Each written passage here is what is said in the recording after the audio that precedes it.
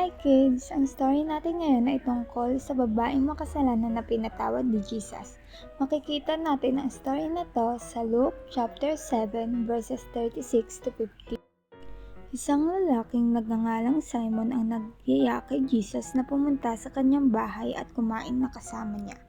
Si Simon ay kabilang sa isang grupo ng mga leader na tinatawag na mga Pariseo. Habang kumakain sila, isang babae ang nagpunta sa bahay ni Simon. Narinig niya na naroon si Jesus. Gusto niyang ipakita ang kanyang pasasalamat at pagmamahal sa kanya.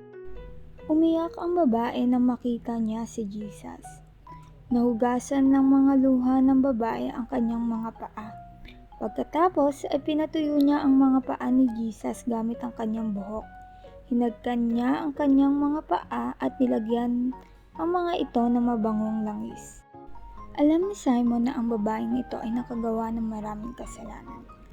Naisip niya na kung talagang tao ng Diyos si Jesus, malalaman niya na makasalanan ng babaeng ito at hindi niya siya hahawakan. Alam ni Jesus kung ano ang iniisip ni Simon. Sinabi niya kay Simon na hinugasan ng babae ang kanyang mga paa dahil mahal niya siya. Karaniwang binibigyan ng tubig ang mga panauhin upang hugasan ang kanilang mga paa. Hindi ginawa ni Simon ang anumang katulad nito para magpakita ng pagmamahal kay Jesus. Sinabi ni Jesus sa babae na pinatawad na siya sa kanyang mga kasalanan dahil minahal niya siya at sumampalataya siya sa kanya. Sinabi niya sa kanya na maaari siyang humayo ng payapa.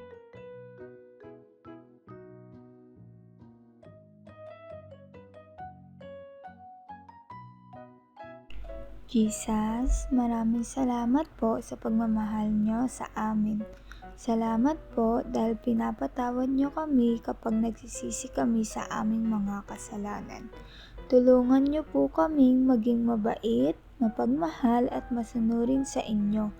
Turuan niyo rin po kaming magpatawad at magmahal ng ibang tao tulad ng ginawa ninyo. Naway lagi naming mapakita ang aming pagmamahal sa inyo sa pamamagitan ng mabubuting gawa. In Jesus' name this we pray. Amen.